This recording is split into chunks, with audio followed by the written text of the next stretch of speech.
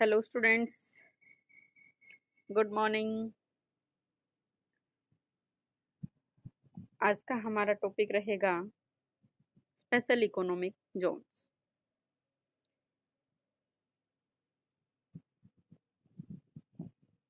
जो कि हमारा बिजनेस एनवायरनमेंट ऑफ हरियाणा का एक टॉपिक है। ठीक है, कि हमारे हरियाणा का जो बिजनेस एनवायरनमेंट कैसा है। तो हम पढ़ते हैं कि क्या होता है स्पेशल इकोनॉमिक जोन्स। तो इसमें इनको अगर हम हिंदी में बात करें, विशेष आर्थिक क्षेत्र, नेम इंडिकेट करा है बेटा जी, स्पेशल। ठीक है, मतलब ये कुछ कुछ क्षेत्र ऐसे होते हैं जहाँ जो विशेष होते हैं। ठीक है, जिनको विशेष सुविधाएं प्रदान की जाती हैं। देखिए, तो विशेष आर्थिक क्षेत्र ऐसे विशिष्ट अधिसूचित भौगोलिक क्षेत्र हैं जिन्हें विशेष सुविधाएं उपलब्ध करवाई जाती हैं। क्या कहा? ऐसे विशिष्ट अधिसूचित भौगोलिक क्षेत्र। जो वर्ड यूज किया गया है अधिसूचित, इट मीन्स अधिनियम की दृष्टि में। अधिनियम इट मीन्स कानून की दृष्टि में।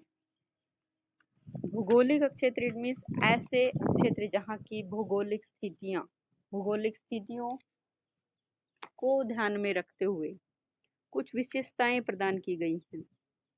ठीक है, तो इसलिए इन्होंने कहा है कि विशेष आर्थिक क्षेत्र ऐसे विशिष्ट अधिसूचित भौगोलिक क्षेत्र हैं जिन्हें विशेष सुविधाएं उपलब्ध करवाई जाती हैं। ठीक है, जैसे कौन सी? मीन्स जिन्हें कानून के द्वारा कुछ सुविधाएं दी जाती हैं। ओके, वो सुविधाएं क्या हो सकती हैं? जैसे कि पहला, करों में छूट हो सकती है, इट मीन्स टैक्स में उनको छूट दी जा सकती है। बेहतर इंफ्रास्ट्रक्चर फैसिलिटीज दी जा सकती हैं। सुविधाएं, इंफ्रास्ट्रक्चर फैसिलिटीज मैंने आप लोगों को बताया था, रोड की सुविधाएं, बिजली पानी की सुविधाएं। ठीक है, इस टाइप से, और पुल की सुविधाएं। तो इस टाइप मतलब जो सुविधाएं उनकी आधारभूत सुविधाएं हो सकती हैं। कम औपचारिकताएं, बहुत कम फॉर्मेलिटीज की जरूरत होती है। मतलब कहना क्या होता है कि अगर कोई भी कार्य शुरू करना होता है तो उसमें बहुत ज़्यादा फॉर्मेलिटी मीन्स कागजी कार्यवाही की बहुत ज़्यादा जरूरत नहीं होती, और कम कंट्रोल, और उनके ऊपर ज़्यादा नियंत्रण भी नहीं किया जाता है। तो विशेष आर्थिक क्षेत्रों में आर्थिक नियमों व कानूनों को गैर विशेष आर्थिक क्षेत्र की तुलना में अधिक उदार बनाया गया है। क्या कहा? कि जो हमारे स्पेशल इकोनॉमिक जोन हैं, इनमें जो भी नियम और कानून बनाए गए हैं, ऐसे क्षेत्रों के कंपैरिजन में जो कि स्पेशल इकोनॉमिक जोन के दायरे में नहीं आते हैं, उनसे अधिक उदार इनके नियम और कानून बनाए गए हैं। ठीक है, क्योंकि नॉन स्पेशल इकोनॉमिक जोन है, वहाँ पर ये सारे अपोजिट जो ये सुविधाएं हैं वे उनको नहीं दी जाती। ठीक है, भारत सरकार ने इन विशेष आर्थिक क्षेत्रों को बढ़ावा दिया है, ताकि इनको बढ़ावा क्यों दिया है? ताकि ज़्यादा से ज़्यादा एक्सपोर्ट बढ़ सके। ठीक है, मतलब जो जिस भी चीज़ का ये क्षेत्र प्रोडक्शन कर रहे हैं उनका निर्यात कर सके, घरेलू व विदेशी निवेश को बढ़ावा मिले, रोजगार का सृजन हो, इट मीन्स ज़्यादा से ज़्यादा लोगों को रोजगार मिल सके, ताकि इस क्षेत्र में रहने वाले लोगों का विकास हो सके। तो विश्व के कई देश हैं, जैसे चीन, इंडोनेशिया, थाईलैंड, दक्षिण कोरिया, रूस, ठीक है, आदि में SEZ को बढ़ावा मिला है, ताकि निर्यात द्वारा आर्थिक विकास हो सके। ठीक है, ताकि मतलब वो अपने देश में जो प्रोडक्शन कर रहे हैं उसका दूसरे देशों में क्या हो सके? निर्यात किया जा सके, विदेशी मुद्रा प्राप्त की जा सके, और अपने देश का विकास कर सके। ठीक है, तो विश्व वर्ल्ड में जो पहला एक्सपोर्ट प्रोसेसिंग जोन, जिसको हम EPZ बोलते हैं, वर्ष 1960 में आयरलैंड में स्थापित किया गया था। परंतु सबसे पहले जो SEZ मॉडल आया, ठीक है, उसको सबसे ज़्यादा जो सफलता मिली वो चीन के में मिली। इसके बाद धीरे धीरे करके जो वर्ल्ड के दूसरे देशों में भी एक्सपोर्ट को बढ़ावा दिया जाने लगा। जो फॉरेन जो करेंसी है उसको आकर्षित करने के लिए अलग अलग धारणाएं अपनाई जाने लगी। ठीक है, वर्ल्ड बैंक ने ने अनुमान लगाया कि आज के टाइम में 120 देशों में SEZ कार्यरत हैं और SEZ की स्थापना से पहले EPZ स्थापित किए जाते थे। ठीक है, पहले तो क्या होता था, अभी तो देखो वो सिर्फ एक्सपोर्ट प्रोसेसिंग जोन थे। इट मीन्स जो एक्सपोर्ट को ज़्यादा बढ़ावा दे रहे थे, परंतु अब एक्सपोर्ट की जगह जो किसने ले ली है, जो SEZ ने ले ली है। एशिया का पहला EPZ भारत में 1965 में कांडला में लगाया गया और अब भारत सरकार ने EPZ को SEZ में परिवर्तित कर दिया है। ठीक है, इट मीन्स अभी मैंने आपको बताया कि अब है जो इंडिया के अंदर EPZ की जगह किसने ले ली है, SEZ ने ले ली है। तो जो एक्सपोर्ट प्रोसेसिंग जोन थे उनको क्यों खत्म किया गया, उनकी जगह SEZ को क्यों दी गई। ठीक है, वो क्योंकि कोई जब किसी भी चीज़ को रूपांतरित किया जाता है, ठीक है, या उसको किसी भी चीज़ को समाप्त करके कोई नई चीज़ स्टार्ट की जाती है तो पुराने में कोई ना कोई कमी रही होगी जिसकी वजह से नया स्टार्ट किया जाता है। तो वही सेम यहाँ पे था कि हमारे पास जो एक्सपोर्ट प्रोसेसिंग जोन थे उनके जो मैनेजमेंट थी या उनकी जो एक्टिविटीज़ थी, उनका जो वर्किंग था उसमें बहुत सारी कमियां थी।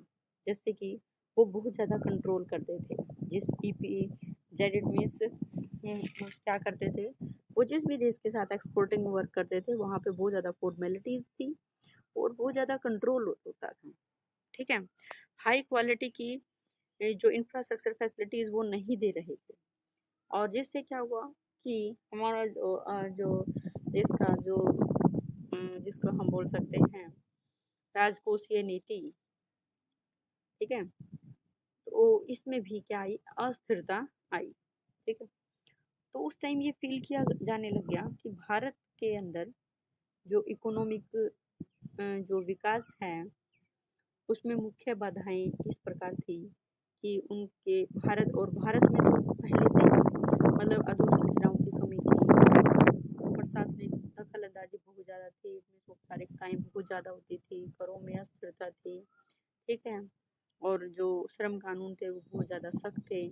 ठीक है, इस टाइप के बहुत सारे क्या थे, बाधाएं थी इंडिया के अंदर। ठीक है, तो इस टाइम पे क्या हुआ, फिर सेल्स की विचारधारा उभर कर आई, मीन्स SEZ आया और इन समस्याओं को दूर कर दिया गया।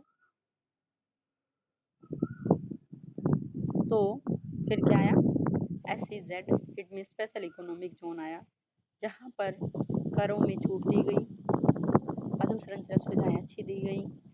ठीक है, बहुत सारी कम औपचारिकताएं, इस टाइप से बहुत सारी फैसिलिटीज दी गई। ठीक है, तो फिर कहता है कि अप्रैल 2000 के अंदर SEZ पॉलिसी आई, उसकी घोषणा की गई। तो SEZ जो पॉलिसी है इसका मेन ऑब्जेक्टिव सेज बोलते हैं, अगर हम इसको SEZ को सेज बोलें तो इसका जो मेन ऑब्जेक्टिव क्या था कि SEZ द्वारा जिन भी प्रोडक्ट्स का निर्यात किया जाता था, इट मीन्स SEZ द्वारा निर्यातों को बढ़ावा देकर भाई अपने जो जो स्पेशल इकोनॉमिक जोन्स हैं इनके पास जो भी प्रोडक्ट्स हैं उनको ज़्यादा ज़्यादा मात्रा में एक्सपोर्ट करके विदेशी करेंसी को क्या था, प्राप्त करना था, जिससे क्या हो सके कि उनके देश का विकास हो सके। इसके लिए जो टैक्सेस हैं उनमें छूट दी गई, हाई क्वालिटी की इंफ्रास्ट्रक्चर फैसिलिटी प्रोवाइड की गई। ठीक है, और जो एडमिनिस्ट्रेटिव कंट्रोल है उनको कम किया गया ताकि हम उनकी जो यूनिट्स हैं, क्योंकि देखो जब सरकार का कंट्रोल बहुत कम होगा, ठीक है, तो और लोग हैं फ्रीली अपने बिजनेस को कर पाएंगे। ठीक है, या बिजनेस पर्सन फ्रीली इतना भी इट मीन्स औपचारिकताएं तो थी परंतु वो कम थी, ज़्यादा नहीं थी कि जिसकी वजह से जो बिजनेस पर्सन है ऐसा नहीं।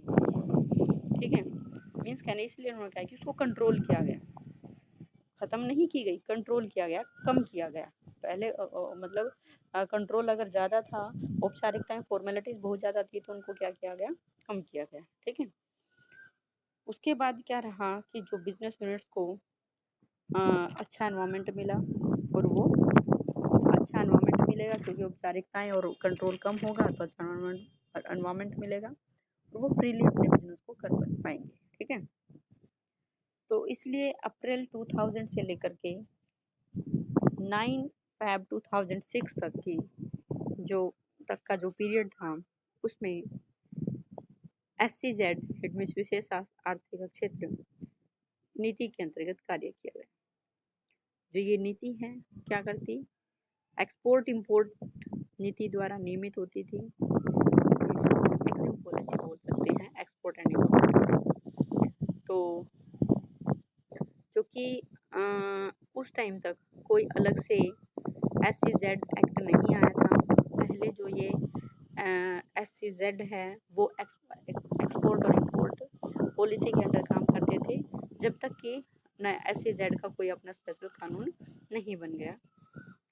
तो जितने भी हमारे बिजनेस यूनिट्स थी, उनको दीर्घकालीन स्थिर वातावरण प्रदान करने व उपकर्मियों को के विश्वास को बढ़ावा देने के लिए भारत सरकार ने वर्ष 2005 में विशेष आर्थिक क्षेत्र अधिनियम 2005 पारित किया। ठीक है। क्या कहता है कि जो बिजनेस यूनिट्स हैं उनको दीर्घकालीन स्थिर वातावरण प्रदान करने, इट मीन्स उनको लंबे टाइम तक उनका जो वो स्थिर रह सके मार्केट में, अपने प्रोडक्ट अपना जो बिजनेस है उसको लंबे टाइम तक चला सके, इसके लिए, और जो भी बिजनेस पर्सन थे उनको विश्वास बढ़ाने, उनके विश्वास को बढ़ावा देने के लिए भारत सरकार ने 2005 में स्पेशल इकोनॉमिक जोन एक्ट 2005 पारित किया। और फिर ये अधिनियम 10 फरवरी 2006 से लागू हो गया। इट मीन्स ये कब पास किया, अप्रैल 2005 में पारित किया, और लागू कब किया गया, ये 10 फरवरी 2006 से लागू किया गया। ठीक है। इसलिए इस एक्ट को जो special economic zone act 2005 name दिया गया। ठीक है। तो कहता है हरियाणा विशेष आर्थिक क्षेत्र अधिनियम, इसमें अमेंडमेंट किए गए, इट मीन्स उसमें कुछ ना कुछ संशोधन किए गए, क्योंकि जब स्टार्टिंग में कोई भी अधिनियम लागू किया जाता है तो अकॉर्डिंग टू सर्कमस्टांसेस या परिस्थितियों को ध्यान में रखते हुए जैसे जैसे परिस्थिति चेंज होती जाती हैं, कानूनों के अंदर चेंज कर दिया जाता है। तो ऐसे ही 10 फरवरी 2006 से लागू किया गया। तो उसके बाद फिर हरियाणा विशेष आर्थिक क्षेत्र संशोधित अधिनियम, ठीक है, 2010 को 1 अप्रैल 2010 को अधिसूचित किया गया। मीन्स अमेंडमेंट 1 अप्रैल 2010 से किए गए। जो सहज है अधिनियम में कार्यविधियों को बहुत सरल बनाया गया। एकल खिड़की अनुमोदन व्यवस्था, इसको सिंगल विंडो क्लियरेंस, इनमें सभी के लिए सेम टाइप की फैसिलिटीज, हाई क्वालिटी की इंफ्रास्ट्रक्चर फैसिलिटीज, अच्छा वातावरण, टैक्स में कमी आदि सभी सुविधाएं प्रदान की गई। ठीक है। तो जो विशेष आर्थिक क्षेत्रों में उत्पादन निर्माण करने वाली व सेवा प्रदान करने वाली इकाइयों की स्थापना की जा सकती है। इट मीन्स जो स्पेशल इकोनॉमिक जोन है वो क्या करता है, उत्पाद निर्माण करने वाले, इट मीन्स मैन्युफैक्चर, प्रोडक्ट का मैन्युफैक्चर करने वाली, या फिर गुड्स मतलब गुड्स एंड सर्विसेज प्रोवाइड करने वाली इकाइयों की भी स्थापना इसमें की जा सकती है। ठीक है। मतलब कहने का क्या है, SEZ है सिर्फ अधोसंरचना सुविधाएं प्रदान करना, करों में छूट देना, इसी टाइप की फैसिलिटीज ना दे करके ये गुड्स एंड सर्विसेज का प्रोडक्शन की फैसिलिटीज भी, इस टाइप की यूनिट्स का भी स्थापना पर जोर देती है, मतलब कर सकती है ये स्थापना। तो शेष में स्थापित इकाइयों के निर्यातों का मूल्य SEZ के अंदर जो भी गुड्स एंड सर्विसेज हैं या यूनिट्स स्थापित की जाती हैं, उनके जो प्रोडक्ट हैं उनका निर्यातों का, उनका निर्यात मूल्य उनके आयातों के मूल्य से अधिक होना चाहिए, ताकि इनसे देश में विदेशी मुद्रा के अंतर प्रवाह में वृद्धि हो। ठीक है। कहने का मतलब क्या होगा, सेज की स्थापना सार्वजनिक क्षेत्र, निजी क्षेत्र या संयुक्त क्षेत्र में की जा सकती है। सेज लघु मध्यम व्यावसायिक इकाइयों के लिए, ये छोटी और मध्यम व्यावसायिक जो यूनिट्स हैं हमारे, उनके लिए विशेष रूप से लाभकारी हैं, क्योंकि ये इकाइयाँ स्वयं हाई क्वालिटी की अधोसंरचना सुविधाएं स्थापित नहीं कर सकती। इसलिए विशेष आर्थिक क्षेत्र में जो भी यूनिट स्थापित की जाती हैं, उसको लघु व मध्यम व्यावसायिक इकाइयाँ विश्व स्तरीय अधोसंरचनाओं सुविधाओं से लाभान्वित हो सकते हैं। इसमें वर्ल्ड लेवल की जो फैसिलिटीज मिल सकती हैं उनको, वो सारे उनसे वो लाभ उठा सकती हैं। ठीक है, अब बात आती है कि जो अब औपचारिकताएं हैं उनको कम करने के लिए क्या क्या व्यवस्थाएं की गई हैं। जो भी हम ऊपर पढ़ के आए हैं वही सारी बातें आ जाएंगी। क्या कहते हैं, स्पेशल इकोनॉमिक जोन के विकास, उनका कार्याकरण या रख रखाव के लिए सरल प्रक्रिया, सेज में व्यावसायिक इकाइयाँ स्थापित करने व व्यवसाय चलाने के लिए सरल प्रक्रिया। क्या कहते हैं कि भाई जो स्पेशल इकोनॉमिक जोन है ये आसानी से डेवलपमेंट कर सकती हैं, रख रखाव की प्रक्रिया आसान है इनकी। ठीक है, ये यूनिट्स आसानी से स्थापित कर सकती हैं। दूसरा होता है इनके लिए सिंगल विंडो क्लियरेंस व्यवस्था स्थापित की गई है। थर्ड क्या है कि सेज ने व्यावसायिक इकाइयों की स्थापना के लिए अभी वही सेम ऊपर वाला पॉइंट दे दिया। नेक्स्ट पॉइंट आता है केंद्र व राज्य सरकारों के मामलों में से संबंधित विषयों पर एकल खिड़की अनुमोदन व्यवस्था। इट मीन्स कोई भी है, चाहे सेंट्रल गवर्नमेंट का कोई मामला हो या स्टेट गवर्नमेंट का कोई भी मामला हो, ठीक है, वो सिंगल विंडो क्लियरेंस फैसिलिटीज इनको प्रोवाइड की जाती है। नेक्स्ट होता है डॉक्यूमेंट्स एंड प्रोसीजर को आसान बनाता है। इट मीन्स को कंट्रोल कम होगा तो ऑब्वियस सी बात है डॉक्यूमेंट और प्रोसीजर है जो वो आसान होगा। सभी सहज विकास करता, इट मीन जितने भी SEZ को विकास करने वाले हैं या सहज में जो भी यूनिट्स स्थापित करने वाले सभी फर्में हैं या फिर उनके डॉक्यूमेंट्स हैं उनको, मतलब फर्म हैं, सभी फार्मों या फिर डॉक्यूमेंट्स हैं उनको ऑनलाइन जमा करा सकती हैं, ताकि सहज विकासकर्ता या व्यावसायिक इकाइयों को कागजी कार्यवाहियों में अधिक समय व्यर्थ ना करना पड़े। ठीक है, सेम वही पॉइंट नेक्स्ट आता है, ऑब्जेक्टिव्स क्या होंगे भाई। ज़्यादा जो आर्थिक क्रियाओं हैं, अतिरिक्त आर्थिक क्रियाओं का सृजन करना, हमारे जो गुड्स एंड सर्विसेज को बढ़ावा के एक्सपोर्ट को बढ़ावा देना, घरेलू और विदेशी जो हमारे रिसोर्सेज हैं इन्वेस्टमेंट के उनको बढ़ावा देना, रोजगार सृजन करना, अच्छी फैसिलिटीज प्रोवाइड करना। नेक्स्ट पॉइंट आता है फिर incentives offer to special economic zone. हमारे स्पेशल इकोनॉमिक जोन है इनको कौन कौन से विशेष प्रोत्साहन दिए जाते हैं, तो इनमें सबसे पहला पॉइंट है incentives and facilities to units set up in SEZ, कि सेज में स्थापित व्यावसायिक इकाइयों को प्रोत्साहन और सुविधाएं। दूसरा होता है सेज विकसित करने वालों को, पहले तो क्या है कि SEZ के अंदर जो यूनिट्स स्थापित की गई हैं उनको क्या सुविधाएं दी गई।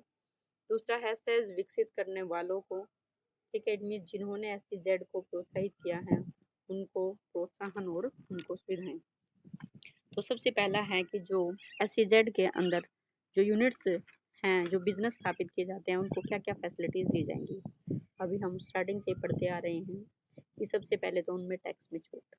ठीक है, सबसे पहला है exemption from the income tax. जो सेज है स्थापित इकाइयों को पहले 5 वर्षों में निर्यात आय पर 100% आयकर में से मुक्ति। इट मीन्स SEZ के अंदर जो भी बिजनेस यूनिट स्थापित की जाती हैं वो जिस टाइम स्थापित किए जाते हैं उससे आने वाले 5 सालों तक वो उनको जो एक्सपोर्ट से कोई भी अगर इनकम होती है तो वो टैक्स फ्री होती है। इट मीन्स उसके ऊपर किसी भी टाइप का कोई टैक्स नहीं देना पड़ता।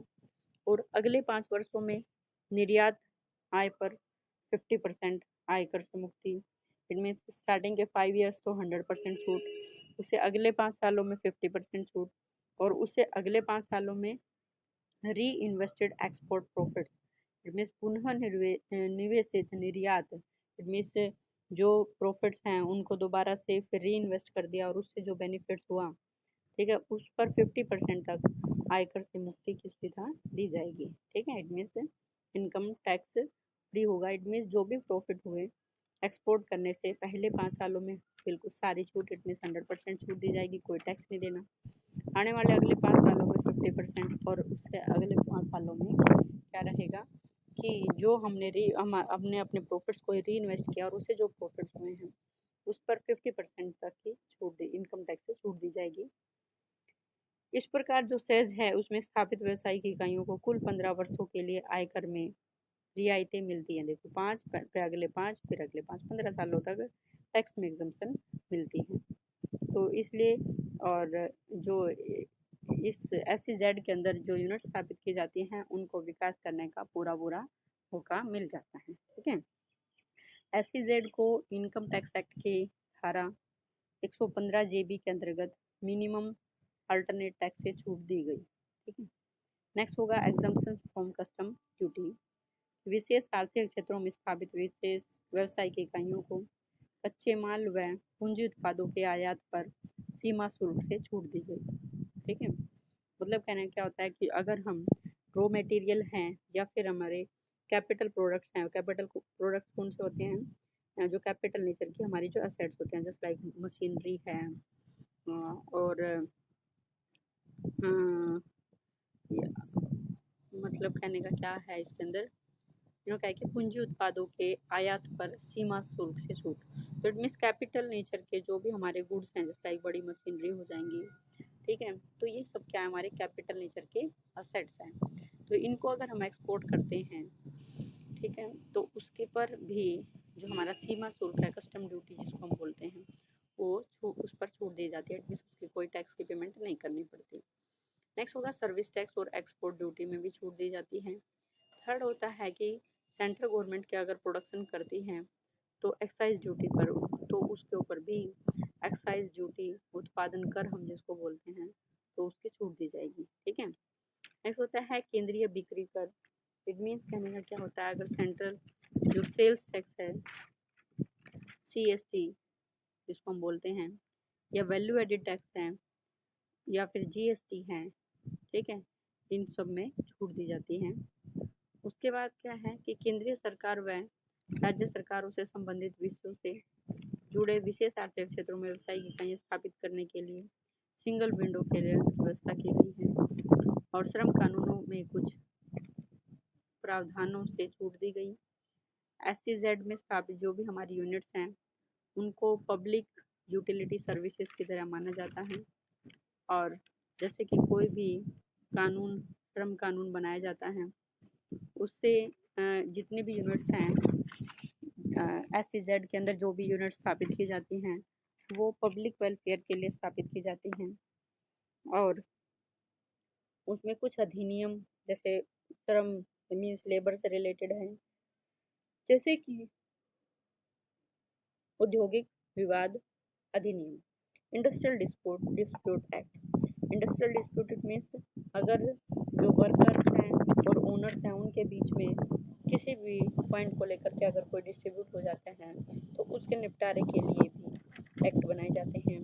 फैक्ट्री एक्ट बनाए जाते हैं कि फैक्ट्री में काम करने वाले मजदूरों को कौन कौन से जो सुविधाएं प्रदान की जाएंगी और उनको क्या कौन कौन से नियमों का पालन करना पड़ेगा। ठीक है। उसके बाद आता है कि SEZ को एक वर्ष में 500 मिलियन $US तक के विदेशी कमर्शियल ऋण देने की अनुमति दी गई है। इट मीन्स कहने का क्या है, जो SEZ है इस टाइप की SEZ के अंदर जो स्थापित यूनिट्स होती हैं उनको एक साल में 500 मिलियन $US तक का external commercial borrowings. External commercial borrowings का मतलब क्या है कि दूसरे देशों के साथ अगर उनको बिजनेस करना है तो उसके लिए वो उधार की फैसिलिटीज उनको दी जाती हैं। ठीक है। उधार ले सकते हैं वो। उसके बाद कुछ स्पेसिफिक कुछ एरियाज को छोड़ करके जो विशेष आर्थिक क्षेत्र हैं इनकी निर्माण इकाइयों को 100% फॉरेन डायरेक्ट इन्वेस्टमेंट की स्वचालित रूट से अनुमति दी गई है। 100% FDI थ्रू ऑटोमेटिक रूट। मतलब क्या है इसका कि SEZ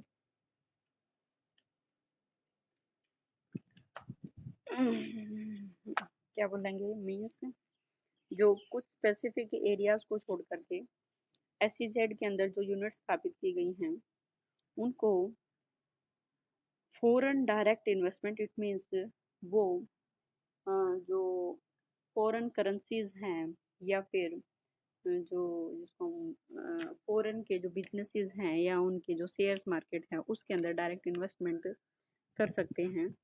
ठीक है। और इसके लिए किसी भी प्रकार मतलब डायरेक्ट रूट की स्थापना की गई है। इट मीन्स उसमें बीच में किसी भी मिडल मैन या मिडल सर्विसेज की जरूरत नहीं होगी, वो डायरेक्ट इन्वेस्ट कर सकते हैं। एसईजेड क्या कर रहा है, विदेशों से निर्यात राशि भारत में समय सीमा के बिना समय सीमा के ला सकते हैं। इट मीन्स कहने का क्या है, एसईजेड ने जो एक्सपोर्ट किया, एक्सपोर्ट करने से जो उनको फॉरेन करेंसीज रिसीव्ड हुई, ठीक है, उस करेंसी को भारत के अंदर कोई रिस्ट्रिक्शन नहीं है कि इतने टाइम के बीच आनी चाहिए। इट मीन्स बिना समय सीमा के भी वो उसको ला सकते हैं। और जबकि एसईजेड इकाइयों को ये निर्यात राशि एक्सपोर्ट के 6 महीने के भीतर भारत में लानी होती है। ठीक है। जो यूनिट्स एसईजेड के अंडर नहीं आती हैं उनको एक टाइम लिमिट दे दी जाती है जो कि 6 महीने की होती है, जिसके अंदर उनको अपना जो क्या बोलते हैं उसको, विदेशों से जो फॉरेन करेंसी रिसीव्ड होती है उसको 6 महीने के अंदर अंदर भारत में लाना होता है। ठीक है। अब एसईजेड इकाइयों के स्वामित्व के हस्तांतरण और विक्रय की अनुमति दे दी गई है। ठीक है। अब क्या हो गया है कि एसईजेड के अंदर जो यूनिट स्थापित की गई हैं उनका पहले मतलब ओनरशिप को ट्रांसफर किया जा सकता है या यूनिट्स को बेचा भी जा सकता है, ये अनुमति प्रदान कर दी गई है। और जो कि एसईजेड में स्थापित जितने भी अचल भूमि होगी उससे संबंधित जितने भी व्यवहार होंगे वो स्टैंप ड्यूटी से मुक्त होंगे। इसका मतलब क्या है कि मान लीजिएगा नॉन मूवेबल जो प्रॉपर्टी है जैसे लाइक भूमि है, तो वो अगर ट्रांसफर कर रहे हैं, सेल कर रहे हैं, तो उस पे कोई भी स्टैंप ड्यूटी नहीं दी जाएगी। ठीक है। ये तो था कि यूनिट्स को सुविधाएं दी जा रही हैं कौन कौन सी। दूसरा होता है कि अब यहाँ पर जिन्होंने एससी जेड को स्थापित किया है उनको या संस्थापकों या विकासकर्ताओं को क्या क्या प्रोत्साहन और सुविधाएं दी जा रही हैं। इसमें जो पहला आता है वो है आयकर अधिनियम की धारा 81A(b) के अंतर्गत एससीजेड विकसित करने से 10 वर्षों की अवधि में होने वाला लाभ आयकर से मुक्त होगा। मतलब इनकम टैक्स है, इनकम टैक्स डिपार्टमेंट डेवलपर्स को फैसिलिटी देता है कि वो सेक्शन 80IA(b) के अंतर्गत 10 सालों तक की अवधि में जितना भी उनको प्रॉफिट होगा वो टैक्स फ्री होगा। और इनकम टैक्स के अकॉर्डिंग, इनकम टैक्स एक्ट के अकॉर्डिंग एससीजेड को केवल उन्हीं विशेष आर्थिक क्षेत्रों के लिए ही आयकर में छूट दी जाएगी जो 31 मार्च 2012 तक या उससे पहले अधिसूचित हो जाएंगे। इसमें सिर्फ वही यूनिट्स आएंगी जिनको की छूट दी जाएगी। वो कौन सी यूनिट्स होंगी, वो 31 मार्च 2012 तक या इससे पहले वाले हो सकती हैं जो पहले लिस्टेड हो चुकी है, नोटिफाइड हो चुकी हैं। उसके बाद विशेष आर्थिक क्षेत्र संस्थापकों को इनकम टैक्स एक्ट में मिनिमम अल्टरनेटिव टैक्स तथा डिविडेंड डिस्ट्रीब्यूशन टैक्स में भी छूट दी जाएगी। मतलब जो मिनिमम अल्टरनेटिव टैक्स है और डिविडेंड डिस्ट्रीब्यूशन टैक्स है उसमें भी छूट दी जाएगी। विशेष आर्थिक क्षेत्र विकसित करने से संबंधित जितनी भी क्रियाएं हैं, मतलब एससीजेड स्थापित करने से रिलेटेड जितनी भी एक्टिविटी हैं वो सभी प्रोडक्शन टैक्स, ठीक है, या फिर सीमा शुल्क जिसको हम कस्टम ड्यूटी बोलते हैं, वो सब उनसे छूट दी जाएगी। उन पर किसी भी प्रकार का कोई टैक्स नहीं लिया जाएगा। सीएसटी, वैट, जीएसटी इन सभी से छूट दी जाएगी और सर्विस टैक्स में भी छूट दी जाएगी। ठीक है। तो अब इन्होंने ये बोला है कि मिनिमम लैंड रिक्वायरमेंट कितनी होती है एससीजेड के लिए। देखो बेटा जी, ये कहता है कि जैसे हमारे पास मल्टी सेक्टर एससीजेड है तो वहाँ पे 500 हेक्टेयर भूमि चाहिए। क्षेत्रफल चाहिए। और स्पेशल सेक्टर स्पेसिफिक SEZ या मल्टी सर्विसेज SEZ हैं 50 हेक्टेयर चाहिए। Free trade house warehousing zones हैं वहाँ 40 चाहिए। हस्तकला, बायोटेक्नोलॉजी, गैर परंपरागत ऊर्जा, हीरे ज्वारात संबंधी जितने भी SEZ हैं वहाँ 10 चाहिए।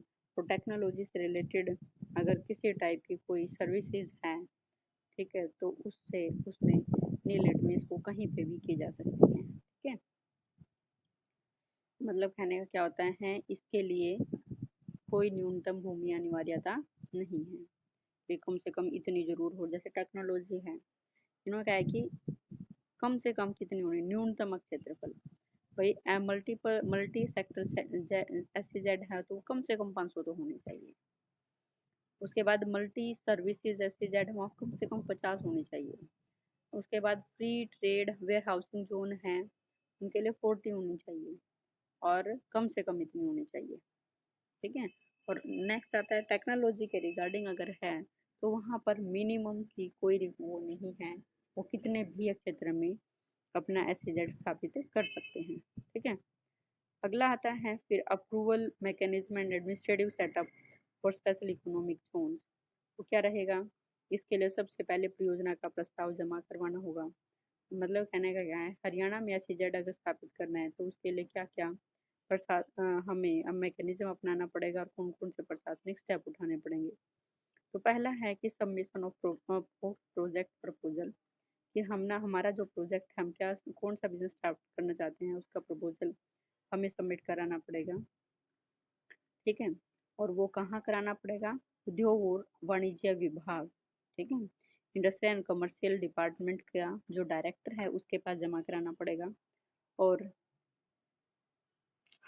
प्रस्ताव का निर्धारित परफॉर्मा में परियोजना की संभाव्य रिपोर्ट व उद्देश्यों के साथ विवरण दिया मतलब कहने का क्या है, जो भी हम बिजनेस स्टार्ट करना चाह रहे हैं उसका क्या प्रस्ताव है वो एक एक फॉर्म होता है, उस फॉर्म के अंदर भर के देंगे। ठीक है, हरियाणा के उद्योग व वाणिज्य विभाग के संचालक इस परियोजना प्रस्ताव को संबंधित विभाग को पुनरावलोकन हेतु भेज देंगे। उसके बाद नेक्स्ट रहेगा screening by project evaluation committee. ठीक है, जो प्रोजेक्ट इवेल्युएशन कमेटी है वो क्या करेगी, अब परियोजना की स्क्रीनिंग करेगी कि हम कौन सा बिजनेस स्टार्ट करना चाह रहे हैं। मतलब परियोजना मूल्यांकन समिति द्वारा जांच और छानबीन। अभी हमने कहा कि जो SEZ के जो डेवलपर्स हैं वो इंडस्ट्रियल एंड कमर्शियल डिपार्टमेंट को अपना प्रस्ताव जमा कराएंगे। फिर उसकी जो जांच है वो कौन करेंगे, हरियाणा सरकार ने एक परियोजना मूल्यांकन समिति गठित की हुई है। ठीक है, इट मीन्स कोई भी प्रोजेक्ट है उसका वैल्यूएशन करने के लिए कमेटी स्थापित की है। ये कमेटी क्या करेगी, जो भी परियोजना या जो भी प्रस्ताव उनके पास आएगा किसी बिजनेस के रिगार्डिंग, ठीक है, उसकी पहले तो स्टडी करेंगे। फिर उस स्टडी की जो ये समिति है जो उस प्रोजेक्ट के ऊपर फिजिबिलिटी में संभाव्यता देखेगी कि क्या ये संभावना है कि ये बिजनेस खजा मतलब जिस बिजनेस का प्रस्ताव हमारे पास आया है या फिर ऊर्जा जल या आर्थिक सूचकों द्वारा आदि को ध्यान में रखकर अपनी रिपोर्ट बनाएंगे। ठीक है, मतलब वो सारे रिपोर्ट पढ़ करके फिर अपना डिसीजन देंगे। और फिर ये जो कमेटी होती है, जो भी हमारे पास बिजनेस प्रोजेक्ट आया है, ठीक है, उसकी स्थापना के लिए जो भी कार्यरत विशेष आर्थिक क्षेत्रों पर पड़ने वाले प्रतिकूल प्रभाव को भी मीन्स जो भी हम बिजनेस स्टार्ट करना चाहते हैं उससे हमारा जो स्पेशल इकोनॉमिक जोन इट में जिस एरिया के अंदर ही हमारा यूनिट स्थापित की जाएगी उस पर कोई नेगेटिव इफेक्ट तो नहीं पड़ रहा। तो ये सारी चीज़ों को ध्यान में रखेगी और उसके बाद ही परियोजना को क्या देंगे, कार्य रूप दिया जाएगा। इट मीन्स पास किया जाएगा। ठीक है, फिर कहता है समिति को अगर यदि समिति को जो कौन सी समिति, परियोजना मूल्यांकन समिति, अगर उसको ऐसा है इट मीन्स प्रोजेक्ट इवेल्युएशन जो कमेटी स्थापित की जाती है तो वो क्या करती है, उनको अगर ऐसा लगता है कि जो भी प्रोजेक्ट हमारे सामने आया है वो पहले से कार्यरत है, ठीक है, और या फिर पहले से जो भी कार्यरत SEZ यूनिट्स हैं उन पर नेगेटिव इफेक्ट डालेगा तो ये समिति क्या कर सकती है, उस प्रस्ताव को कैंसिल भी कर सकती है। मीन्स अगर पहले से स्थापित अब हम कोई नया बिजनेस स्टार्ट करना चाह रहे हैं और उस बिजनेस का अदर बिजनेस के ऊपर नेगेटिव इफेक्ट है, इट मीन्स उनका जो बिजनेस है वो बंद भी हो सकता है या फिर उसका नेगेटिव इफेक्ट्स आते हैं, तो ये जो कमेटी होती है उस प्रस्ताव को कैंसिल भी कर सकती है। ठीक है, तो इसमें इस कमेटी के अंदर कौन कौन होंगे? सबसे पहले तो होगा secretary to government of Haryana, industries and commerce commerce department. ठीक है, इंडस्ट्रीज एंड कॉमर्स डिपार्टमेंट का सेक्रेटरी होगा secretary to government of Haryana, वो चेयरपर्सन होता है। उसके बाद director town and country planning जो डिपार्टमेंट है, इट मीन शहर और देश का जो प्लानिंग डिपार्टमेंट का जो डायरेक्टर है वो उसका मेंबर होगा। और managing director Haryana state industrial development corporation का मेंबर, वो भी क्या होगा मेंबर। मैनेजिंग डायरेक्टर हरियाणा विद्युत प्रशासन निगम। देखो इसमें हर एक डिपार्टमेंट का आ जाएगा। पहले town and country planning department आ गया, फिर स्टेट इंडस्ट्रीज, स्टेट की जो इंडस्ट्रीज हैं उनका डेवलपमेंट कॉरपोरेशन आ गया, फिर विद्युत प्रशासन निगम आ गया, फिर उसके बाद है इरीगेशन, विद्युत बिजली से रिलेटेड, इरीगेशन डिपार्टमेंट पानी से रिलेटेड, इंजीनियरिंग चीफ। तीसरा होता है representative of finance department, note below the rank of joint secretary. It means जो फाइनेंस डिपार्टमेंट का जो रिप्रेजेंटेटिव है वो ज्वाइंट सेक्रेटरी से कम नहीं होना चाहिए, वो मेंबर हो जाएगा। उसके बाद concern managing director, concern managing director किसका? उत्तर हरियाणा बिजली वितरण निगम या दक्षिण हरियाणा बिजली निगम, बिजली वितरण निगम का मैनेजर, वो भी मेंबर होगा। उसके बाद director industries and commerce department, member as a secretary. ठीक है, तो ये कमेटी क्या करेगी? जो भी प्रस्ताव रखा जाएगा उसको अगर पास करती हैं तो परियोजना स्वीकृति समिति को भेज देती है। ठीक है, फिर मीन्स अपनी रिपोर्ट बना करके फिर क्या कर देते हैं, जो भी प्रोजेक्ट मैनेजर होता है उसके पास भेज दी जाती है। ठीक है, देखो परियोजना प्रस्ताव के मूल्यांकन के बाद यह समिति परियोजना प्रस्ताव व इस पर अपनी रिपोर्ट या विचार को परियोजना स्वीकृति समिति में से जो हमारा प्रोजेक्ट है उसको अप्रूवल करने के लिए जो कमेटी बनाई जाती है उसको भेज दी जाती है। अब बात आता है कि प्रोजेक्ट अप्रूवल कमेटी में क्या होती है। अब ये कमेटी क्या करेगी? जो भी रिपोर्ट आई है किससे? प्रोजेक्ट इवेल्युएशन कमेटी से। मीन्स पहले जो चेक करेगा, जांच पड़ताल करके, जैसे आप लोगों ने देखा भी होगा कि कंपनीज वगैरह में क्या होता है, पहले वर्कर होते हैं, वर्कर जो भी माल बनाएंगे उसको जो सुपरवाइजर है वो क्या करेगा? उनको सुपरवाइज करेगा, देखेगा सही स्टैंडर्ड के अकॉर्डिंग बनाया या नहीं। अगर उसने यस कर दिया तो फिर प्रोडक्ट आगे जाएगा। ठीक है, तो इसी टाइप से पहले तो कोई भी प्रोजेक्ट होगा, प्रोजेक्ट इवेल्युएशन कमेटी उसको क्या करेगी? अप्रूव करेगी। आफ्टर दैट वो अप्रूवल कमेटी के पास जाएगा, इट मीन्स रिपोर्ट बनाएगी और फिर वो किसके पास जाएगा? प्रोजेक्ट अप्रूवल कमेटी के पास जाएगा। ठीक है, कि अब अप्रूवल कमेटी के ऊपर डिपेंड होता है कि वो उस प्रोजेक्ट को एक्सेप्ट करे या फिर रिजेक्ट करे, स्वीकृति प्रदान करे या फिर अस्वीकृति प्रदान करे। ठीक है, या फिर वो उसमें कुछ ना कुछ चेंजेस के लिए भी गाइड कर सकती है कि इसमें कुछ ना निर्देश जारी कर सकती है कि इसमें ये चेंजेस किए जाएं। ठीक है, तो सबसे पहला है chief secretary to government of Haryana, फिर वो चेयरपर्सन रहेगा। नेक्स्ट होगा secretary to government of Haryana. देखो अप्रूवल कमेटी में chief secretary to government Haryana, revaluation committee में सेक्रेटरी टू गवर्नमेंट हरियाणा। ठीक है, तीसरा होगा फाइनेंस डिपार्टमेंट का secretary, secretary to government of Haryana industries and commerce department member, secretary to government of Haryana town and comment और country planning. उधर directors थे और इधर क्या आ जाएंगे? सेक्रेटरी आ जाएंगे। फिर secretary to government of Haryana environment department, director industries and commerce department member as a secretary के रूप में हो सकते हैं। ठीक है, अगला क्या है? एसईजेड स्थापित करने के लिए जो फिर क्या करेंगे? केंद्र सरकार की मंजूरी चाहिए, approval of central government for setting up SEZ.